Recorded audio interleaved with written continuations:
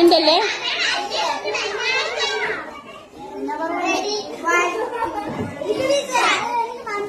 അതായത് ഞാൻ നിങ്ങളെ 2 മാസം അടുത്ത് പഠിപ്പിച്ചില്ലേ?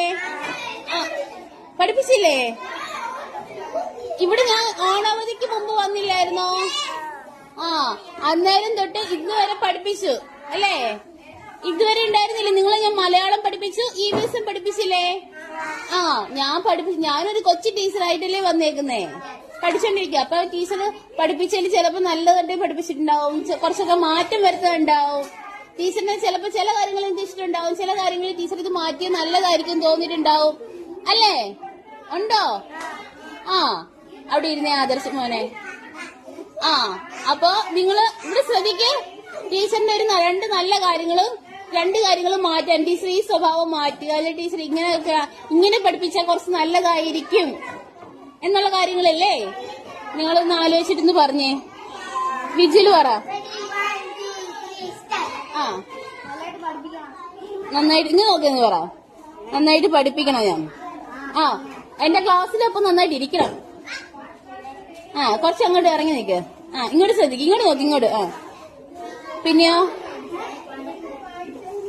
നിങ്ങൾക്കുള്ള പോയിന്റ് നിങ്ങൾക്ക് പറയാം. ഇപ്പൊ വിജുവലിന്റെ പോയിന്റ് വിജുവല് പറയണേ. പിന്നെ ഞാൻ ഇനി എന്താ എന്റെ ഒരു നല്ല കാര്യം പറയാൻ ഉണ്ടാവുമോ? എന്തെങ്കിലും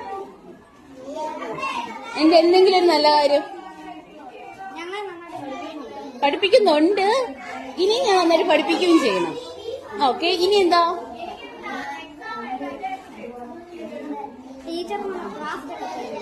ക്രാഫ്റ്റ് ചെയ്യുന്നു.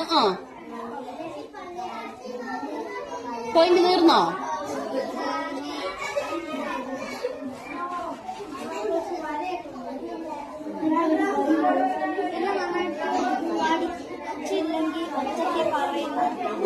ഉറക്കെ പറഞ്ഞു തരുന്നുണ്ടോ?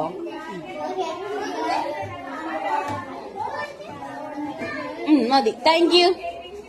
ഇനി അടുത്താരാ വരുന്നേ? അടുത്താരാ? വാ ആഞ്ചലോ. ആഞ്ചലോ വാ. ആഞ്ചലോ വാ. ആഞ്ചലോ നന്നായിട്ടുണ്ട്, നല്ലതായിട്ട്. വാ. വേറെ ആരെ എന്നെ പറ്റി എന്നാ വാ. സൂര്യനാരായണൻ വാ.